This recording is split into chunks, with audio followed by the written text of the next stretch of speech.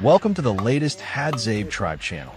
As dawn breaks over northern Tanzania, this place feels like a world completely detached from modern civilization. No alarm clocks, no traffic noise, no machines, no modern devices of any kind. I stand in the vast savanna, quietly watching the first rays of sunlight slip through trees that have existed far longer than any city on Earth. Yet the Hadza people who live on this land are the opposite of that stillness. They are energetic, agile, and resilient, living much as their ancestors have for hundreds of thousands of years. And today, I have the rare opportunity to walk alongside them and experience a day in the life of the Hadza, raw, authentic, and full of life.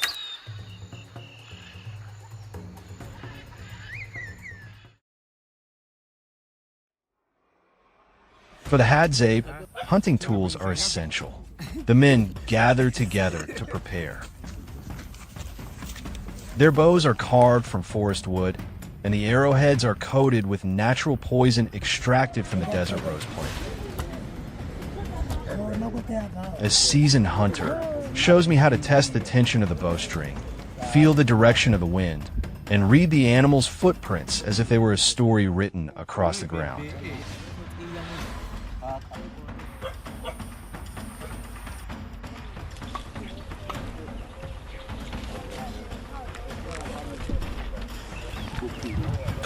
This is not a game. This is survival, a day-by-day way of life where you eat only what you find today, with no storage for tomorrow.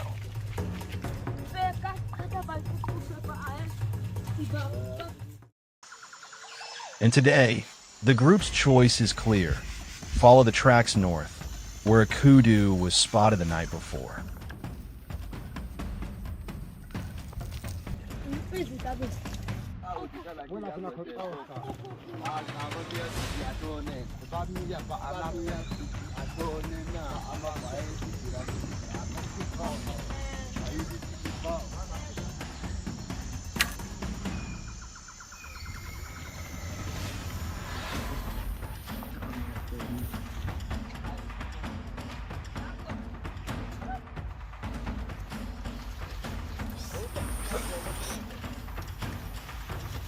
We move silently through the bushes. Someone notices a flicker of movement.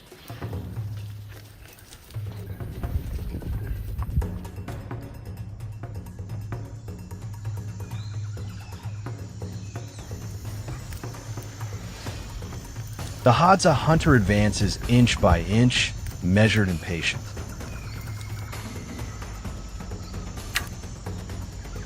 Whiz. The arrow slices through the air. The antelope startles, staggers, then bolts, struggling to escape. But they know the prey cannot outrun the poison carried on the arrow's tip.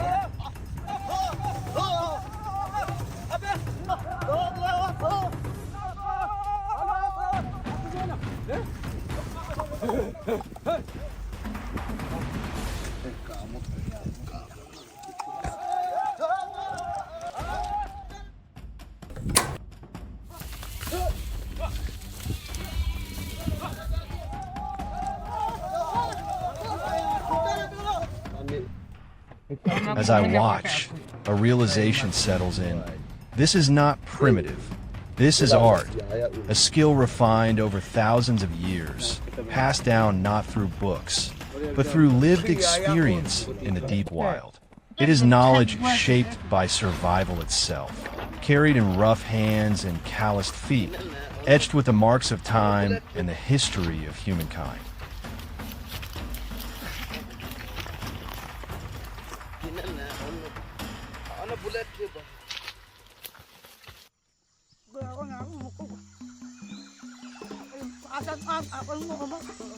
Back at camp, the women return with wild berries, forest tubers, and baobab fruit, the harvest of the day. In the Hadza world, women often bring in more calories than men do through hunting. Both roles matter, and both genders stand equal.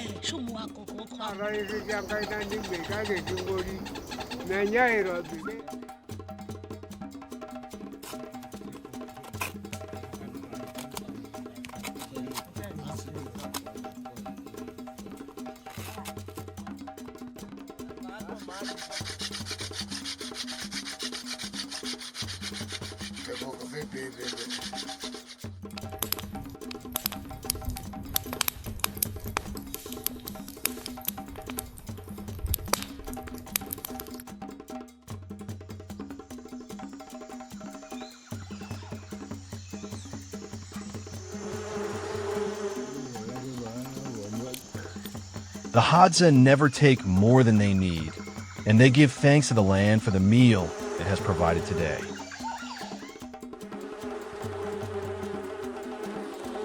Out of the stinging bee hives.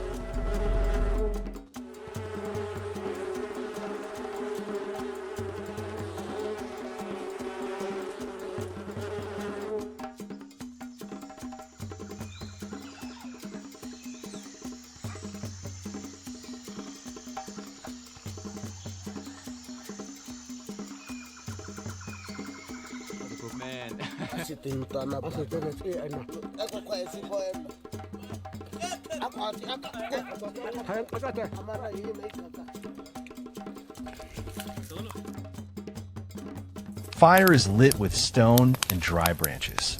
Meat roasts over glowing embers, while children sit beside the elders, listening to stories told through gestures and bursts of laughter.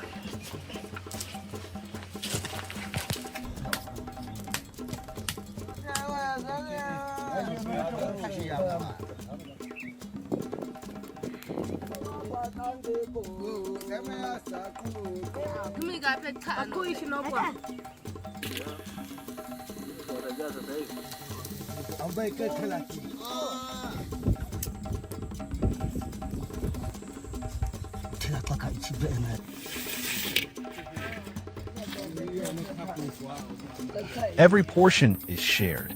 No one has more because no one owns more. The Hadza do not store food, and they do not accumulate possessions. Their true wealth is the community itself. Here, sharing is not merely kindness. It is survival. It is the thread that has bound this people together, sustaining their culture longer than many civilizations the world has known. In a world that is moving too fast, the Hadza remind us that patience, observation, and sharing are not ancient skills, they are human skills. Skills that all of us still carry.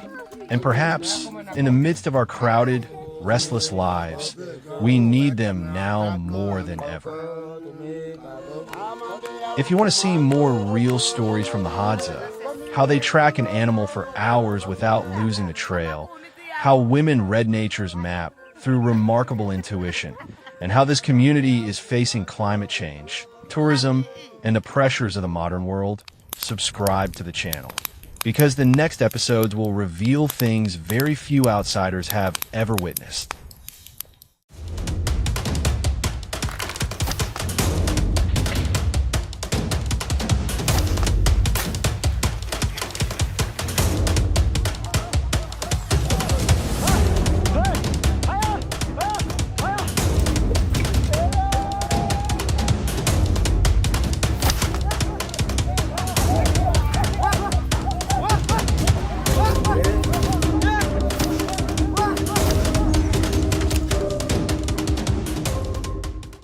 Imagine standing in the heart of the Tanzanian savanna, where the ground is so hot it could scorch your feet, and the faintest sound is enough to send predators springing into action. Out here, there's still a community nearly untouched by time. No phones, no houses, no farms, only raw survival knowledge passed down for more than 50,000 years, longer than the entire history of human agriculture. They're the Hadzabe, one of the last hunter-gatherer tribes on Earth. Today we step into their world, a world where tracking, hunting, and sharing aren't just a lifestyle, but the very essence of human existence. A place where we learn once again how our earliest ancestors lived, fought, and thrived. Dawn on the Tanzanian savanna isn't gentle like in documentaries. For them, this isn't just another morning. It's the oldest rhythm of humankind, repeating itself every sunrise since long before Homo sapiens knew how to plant a seed. Arrow shafts balanced to perfection.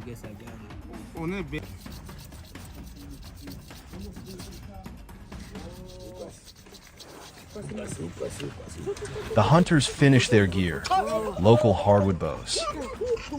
Their arrows are tipped with desert rose poison, a resin that carries wabin, the toxin that quietly slows a heart until it stops. The forest is their classroom. Nature is their curriculum. Make one mistake and you go hungry. For them, survival is literal, not a weekend challenge, not a game, but daily life. We leave the camp in silence. They move barefoot, slipping through the brush like wind. They look at the ground and see things no modern human could ever read. A faint shift in the smell carried by the breeze. A footprint exactly 12 minutes old, judged by how the soil dries.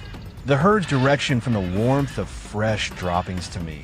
It's just dirt and dust. To them, it's the original Google Maps, a living map decoded through instinct and thousands of years of accumulated knowledge. Bodies sharpen with focus. The hunt begins. The target is ahead. Then a gray shadow emerges, a baboon, one of the most aggressive and cunning animals in the region. The hunt is on. Arrows fire out one after another, fast, clean, lightning quick. The troop explodes into chaos, dust rising in a storm.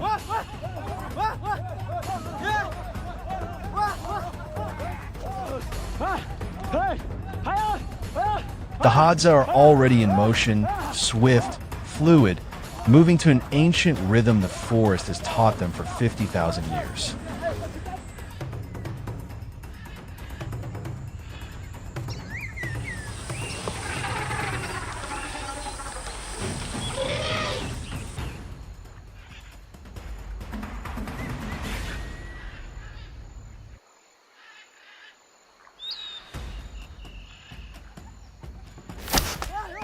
Just seconds later, the call sounds again. Nit. Neat.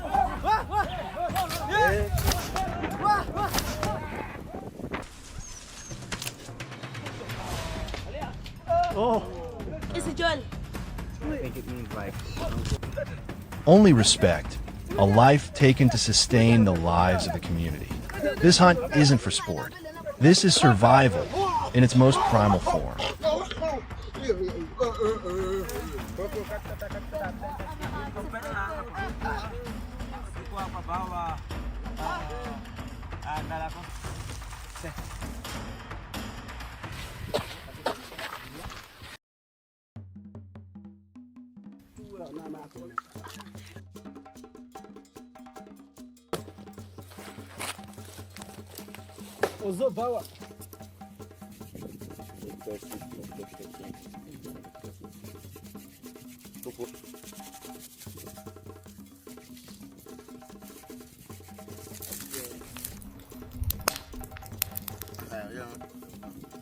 They prepare the meat right there on the ground, using nothing but rough stone knives. The cuts go straight onto the coals. Some parts, especially the organs, are eaten fresh the moment they come out.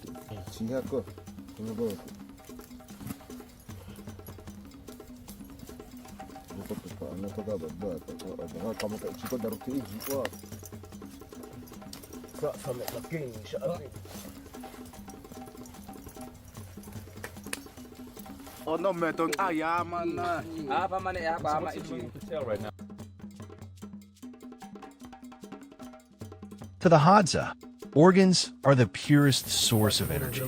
Fresh meat is absorbed best by the body, and food that isn't carried far is a sign of respect for Mother Earth.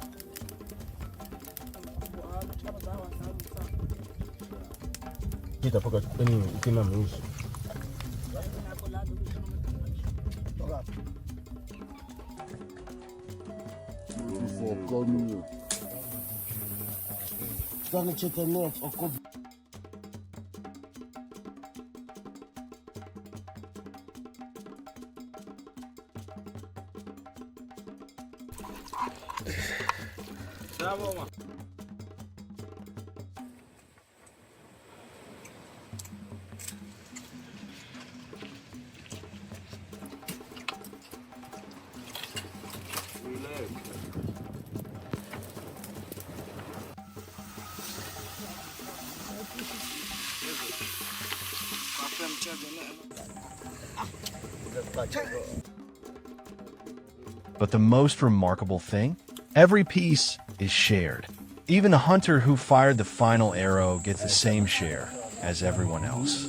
This is the original human social model, what scientists call an egalitarian society, a world built on absolute equality.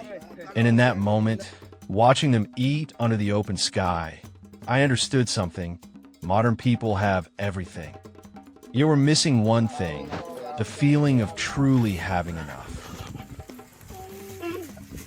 And the Hadza taught me 3 simple truths. Freedom doesn't come from having more. It comes from knowing what enough truly feels like. From gratitude toward the land, not the urge to conquer it.